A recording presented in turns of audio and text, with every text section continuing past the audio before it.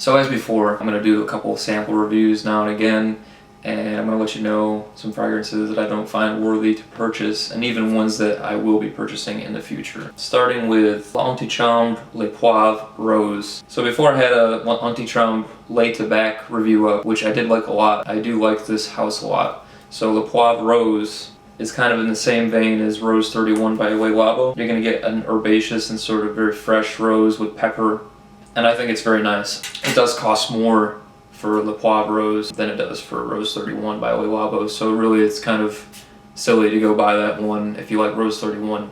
I personally like Rose 31 a little bit better anyways. If you like the sort of personal custom label that they do with Le Labo, they give it the more nostalgic feel and all that kind of stuff. This one's kind of a pass for me, even though it does smell very pleasant. Next up is Mason Francis Kurkdjian's Absolute Pour Le Soir. Now this fragrance I was really looking forward to. I love Mason Francis Kurkdjian, great perfumer, great house, love his fragrances for the most part. This one, not so much. It's in the same vein as Serge Lutens' Musk's Kublai Khan. It's like sweaty pubic hair. This was compared to Tom Ford's Amber Absolute, which made me excited because Amber Absolute is discontinued. It's probably the best amber-based fragrance out there. Fortunately, no, absolutely not. This smells like, yeah, sweaty pubes. That was kind of a letdown for me. It is very, very animalic, which, you know, that's fine, but it's not an animalic that works for me. You know, I do love fragrances like Le Labo Oud 27, which is very animalic. It smells kind of like pee a little bit, but that just works on my skin. It worked,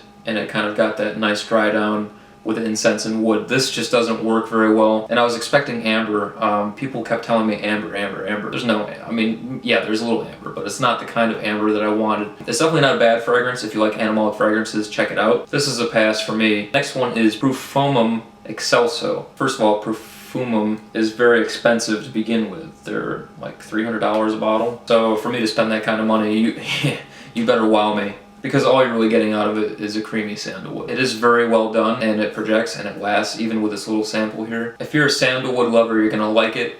I'm a sandalwood lover, I like it, but it's not, you know, to the point where I need to run out and spend $300 on it. That's another pass for me. And last but not least, this is PMP Perfumes Dreckig Blieben. I believe that translates to dirt. It's a German fragrance. It's a little too, yeah, it's definitely complex. It reminds me of, you know, you went out and you had a fire, and you had a bunch of, you know, friends with a bonfire, and the next day after putting out the fire, you can still smell the smoke and the smoldering. It just smells like burning wood, pretty much. Burning wood, dirt. I mean, I just don't know who would want to wear it exactly. It's a little too out there. I mean, it literally smells like wet dirt and wet burning wood, if that makes sense. It's definitely complex. It's interesting. For the connoisseur out there that wants to spend money on something that's like out there, definitely check it out. That's also a pass for me. Next week, stay tuned because, oh, subscribe! Please go down there and clickety-clack that subscribe button.